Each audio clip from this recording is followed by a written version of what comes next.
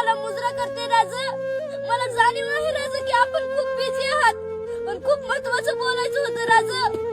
मी या स्वराज्यातील एक छोटासा मावळा जानू बोलत आहे राज. राज, या देशात सगळं बेताल सुरू आहे राज. आणि महाराष्ट्राचं तर विचारूच नका. इथं 3-3 वर्षाच्या मुलीवर अन्याय अत्याचार होत आहेत राज. मेडिकल कॉलेज मध्ये डॉक्टरीचं शिक्षण घेणाऱ्या मुलीवर सुद्धा निर्गुण अत्याचार होत आहेत राज. नेते मंडळी मात्र लाल दिव्याच्या गाडीमध्ये बसून नुसतं इकडून तिकडे फिरतायत राज. शेतकरी तर हवालदिल झालाय राज. घराच्या दाराला बावली लटकावी तसं झाडाला माझा शेतकरी लटकाय लागलाय राज.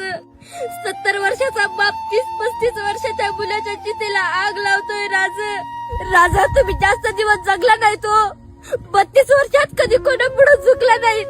सत्तेसाठी खुर्चीसाठी हार पत्करली नाही तुम्ही राजा कधी.